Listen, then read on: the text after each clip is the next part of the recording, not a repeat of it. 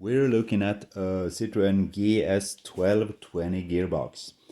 I just took this in from the cold storage. I have some gearboxes out there in the shelf. This particular one, I know where it came from, but I don't have any clue the shape of it. And there was a little tag on it, sitting on it. That is totally it's totally impossible to read it. I can't determine what it says. So,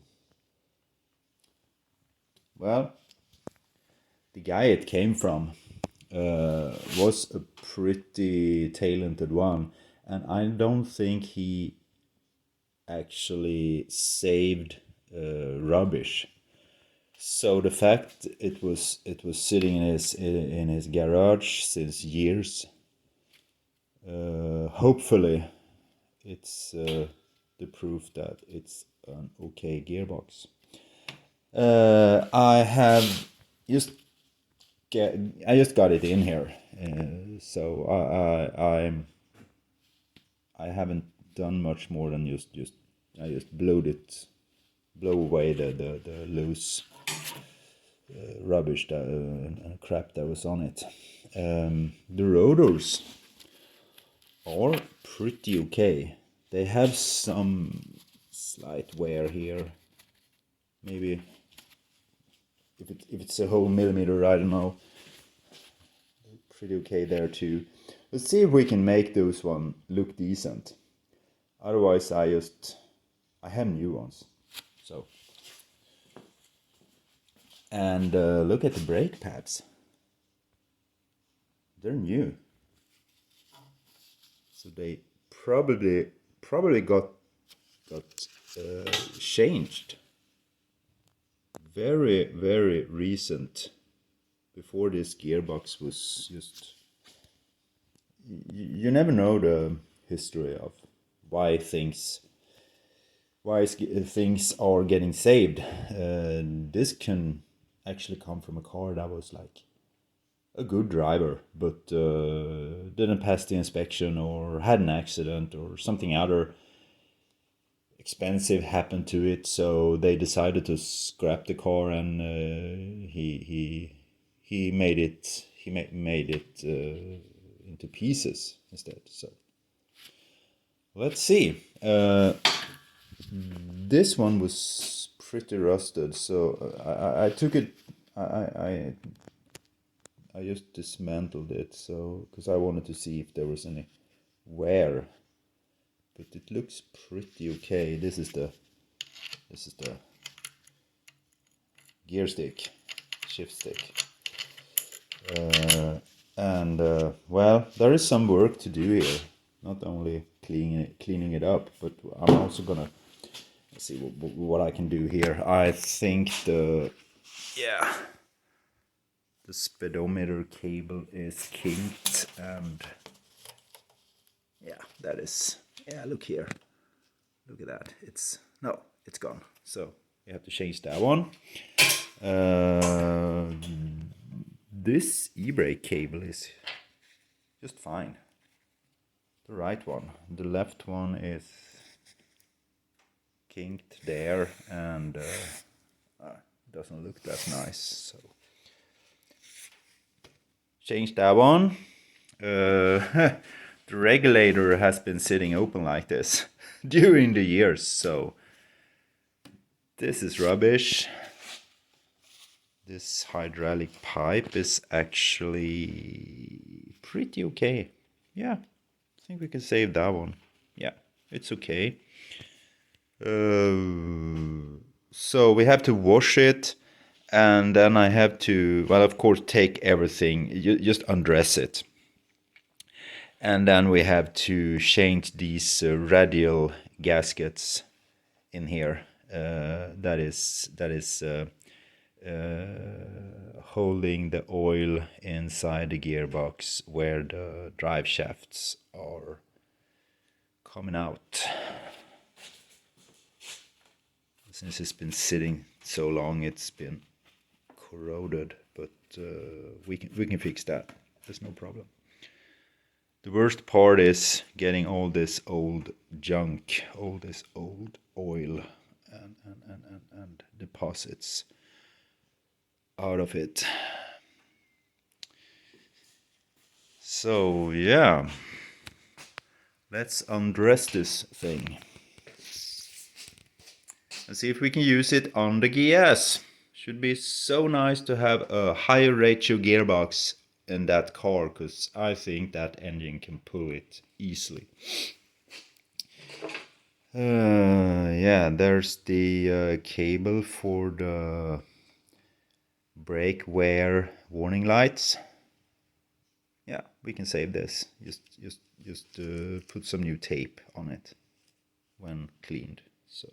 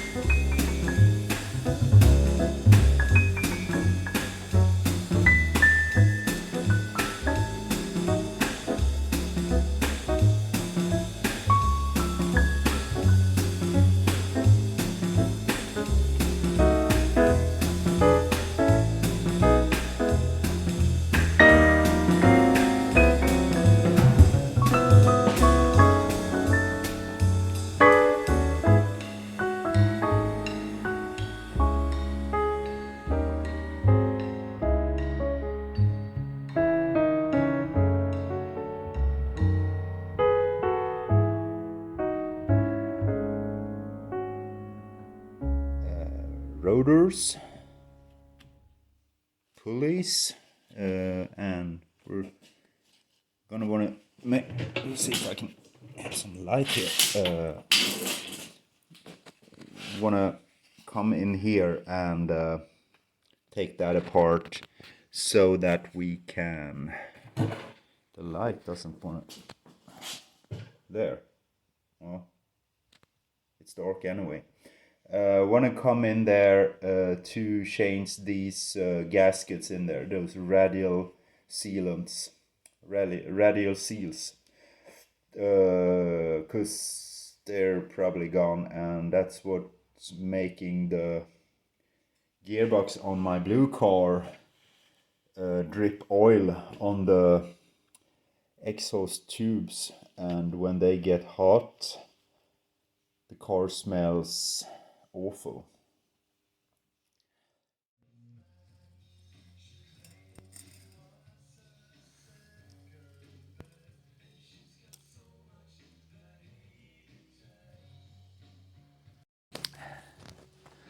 Let's see here. Yeah, it's the usual. It's the usual kind of metallic stuff in there. But consider this gearbox was never had never had an oil change, and that's typical. That's normal. And yeah, that's the oil that came out. I can't get any more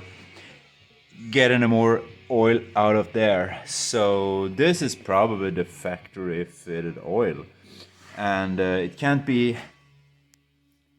I don't think that is more than like 4 deciliters, less than a half liter. So yeah, we'll see. But this isn't alarming.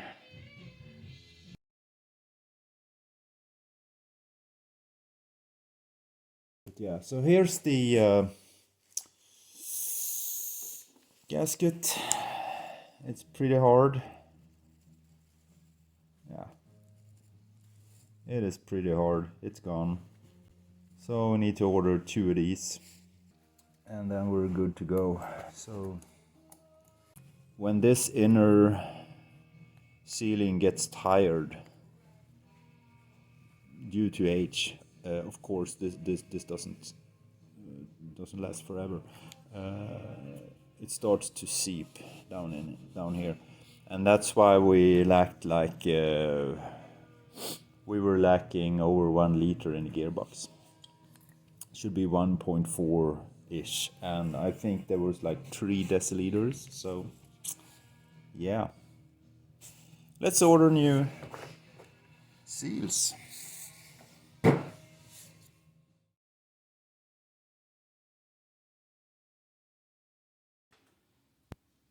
Yeah, this is the new gasket, and we just wanna grease the inner surface here so it gets a bit easier to press it in there. And I want to use a big socket like this. And the worst thing is to align it perfectly. It's almost impossible, but one have to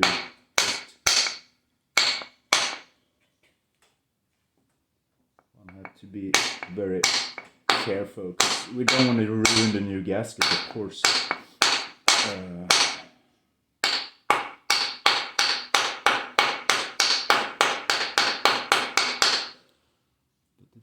Looks pretty straight now. No. So you can't expect it to just keep the alignment by just punching it. Need to check it all the time. And then we don't want to come inside the track for the circlip. Or yeah, we want to come inside the track, but not too far, because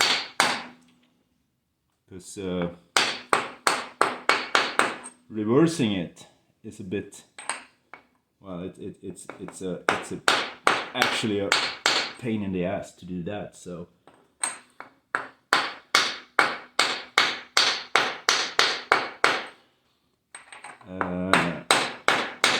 when we're approaching the track for the circlip, it gets harder to push it because that just slows it down. It's a bit of a resistance there. I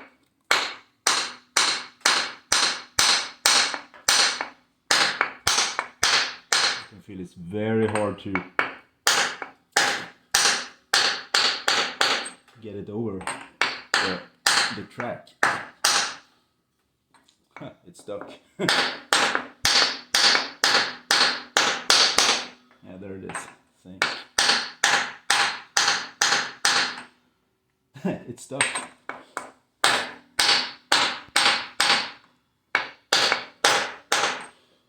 Yeah.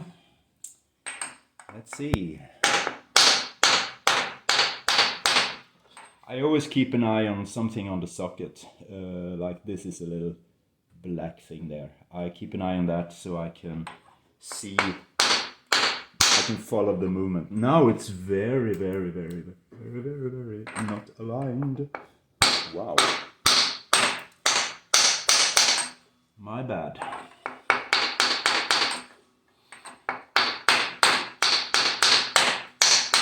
We have passed the track. Yeah.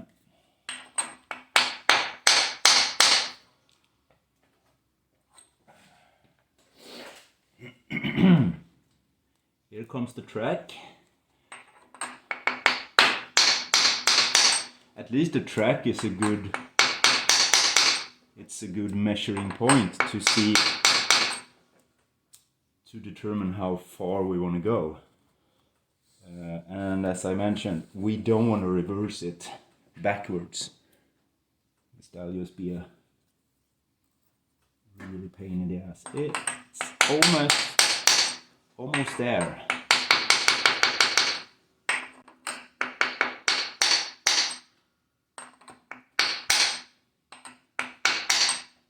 Yeah, here comes the track. And well,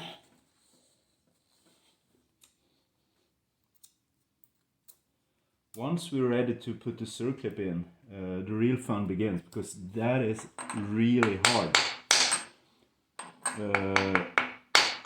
The circlip doesn't have any holes in it, so you can't use a circlip plier. How about that? That's a really messy thing to deal with.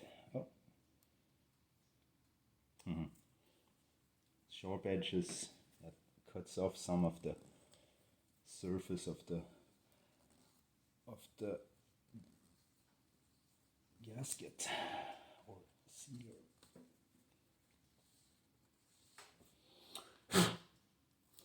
Yeah. How about that? This is a pain in the ass. To get this in here, I tried for like 10 minutes with the other one, and well, it sucked big time. Because of course you can compress it with the pliers, of course, no problem. But how do you get it in there?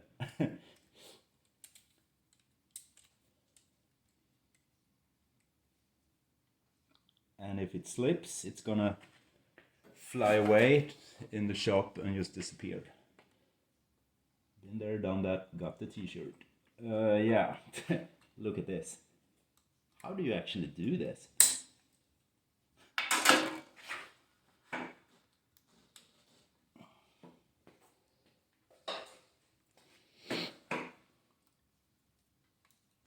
Sometimes you can just get it in there with a screwdriver.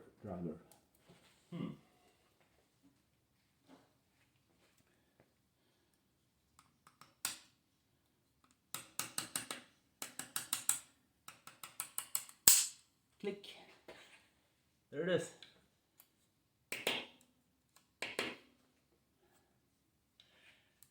feel with my nails if it's it's not exactly, but it's so close. So if you wanna, let's see here, if we wanna reverse it, because it is a little bit of a gap here.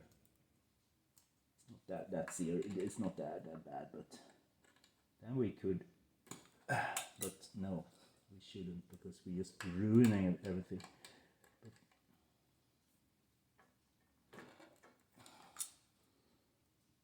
yeah, there it is.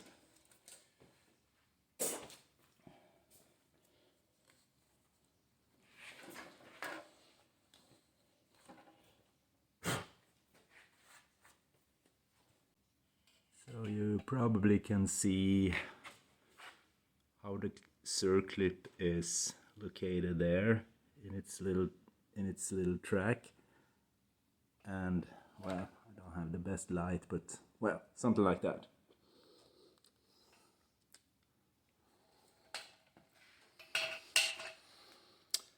Good. Let's put the flange on it. Sometimes it's possible on the bearing.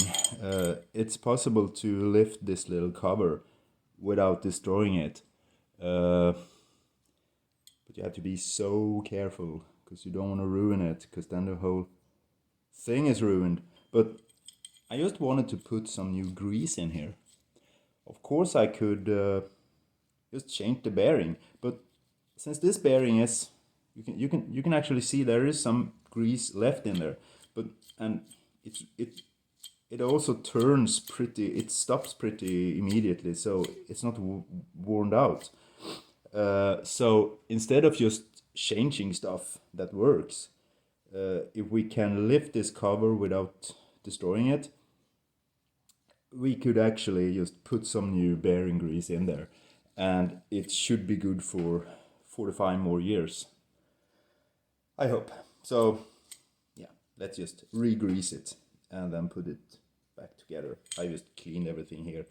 It gets so messy, and yeah, it looked like the gearbox itself. That is now pretty clean. So let's get some bearing grease. Yeah. So now everything is put back together again, and you feel that the bearing doesn't turn. It doesn't continue spinning when you turn it. It's pretty, what do you call it? Slow. So this is a bearing that will probably work for years, thousands, 100,000s of kilometers. Yeah. Let's put this together now. Now we're done. New gasket and re-greased bearing. Beautiful. Let's put it together.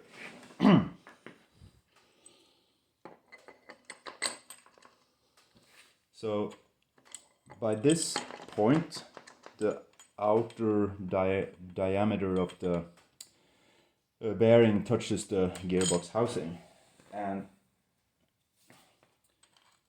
we can just tap it in there, and then the threads on the ring nut is working again, and oh yeah, there it is.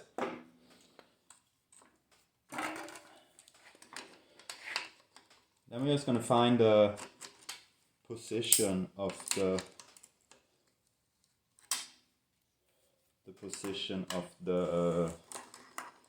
punching. It's coming there, and maybe one more turn down. But now it's becoming pretty hard to turn. Wait.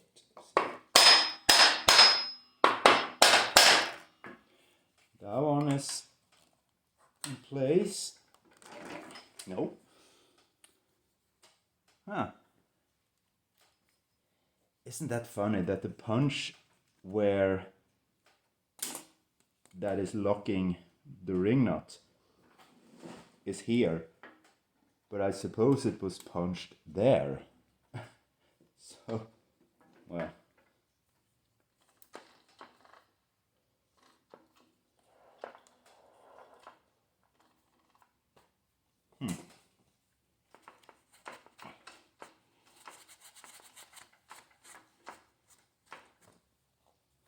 Anyways, this is okay as it is. Let's punch it.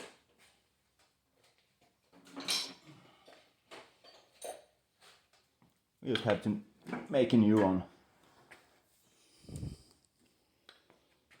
So like there, where this hole is, just lock it with a slight little.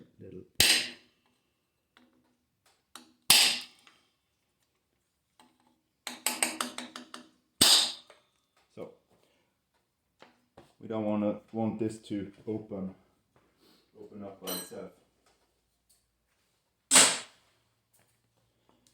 Way to go! Now we have the worst part. We have the worst part now, and that's lifting the whole gearbox engine assembly out of the blue GS to put this one on the engine. Yep.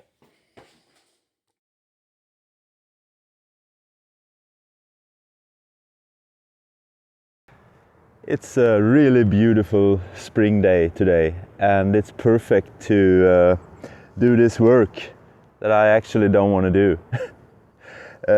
We have a perfectly working GS. Everything is okay, everything works. We drove like almost 3,000 kilometers last summer with it.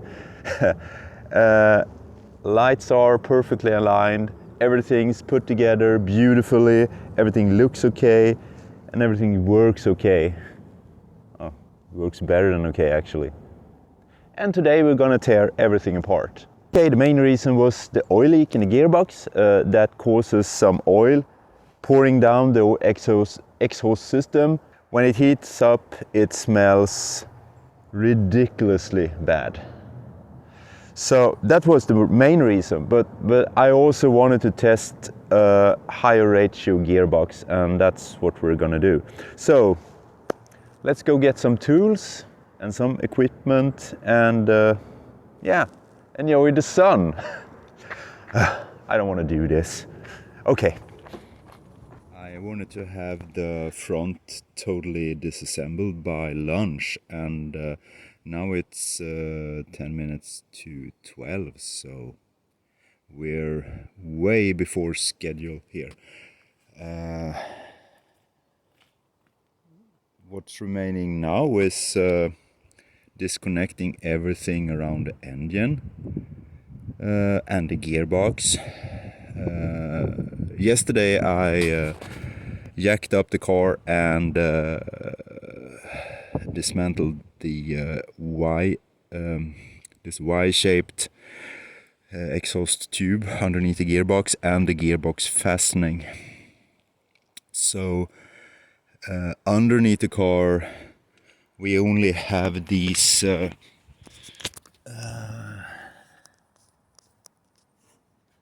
ones. That is what I can see now. That's the only thing to do underneath the car. Then everything goes from from above. Yeah. When you recently have painted and made things looking good, it's actually a worse job to take it apart, because you don't want to scratch anything, you don't want to ruin some nice looking things. And of course this one, the under tray, was sitting like shit in here. It was like I had to use some force, and it's always a risk that something you use some more force than you want to, and the thing touches something and scratches the paint or something. But I think I got this. I think I made this pretty okay anyway. So yeah, we can also see that from a summer's use of the car, it has already started to rust here and there. Oh, that was grease. But see here, this is a typical thing. It's the inner front that's been touching here and like vibrating and making this. I cleaned this up, but this was totally brown here, surface rust. So that's one summer, slightly under 3,000 kilometers. Imagine this kind of car being driven all year round. One winter with rust, and this is done. So yeah, something here. It's a yeah, but my welds are nice. They're looking good. Okay, no.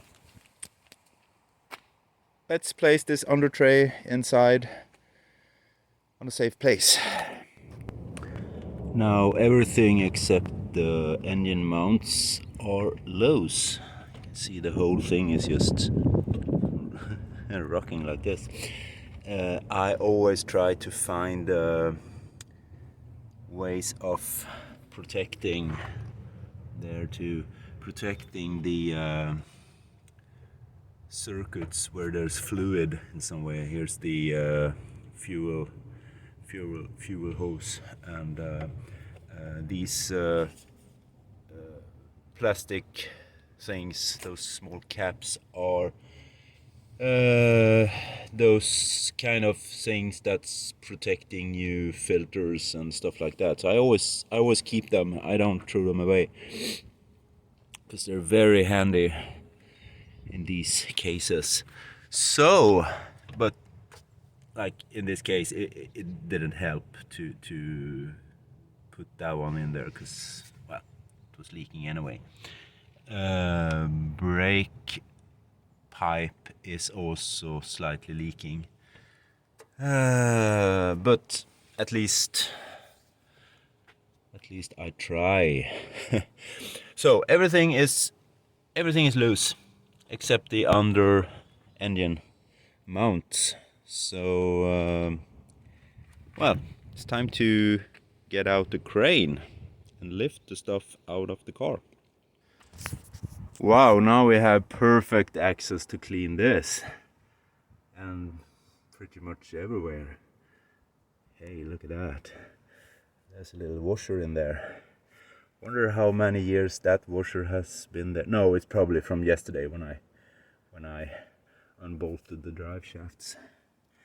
Yeah, and look at this. I've been driving this car for 3,000 kilometers almost. Yeah, beautiful. I could as well just snap off any day. So some cleaning in here, and then we're good to go. And there's this little beautiful stamp. Those are everywhere, and you never know what it means. Yep, and a GS engine.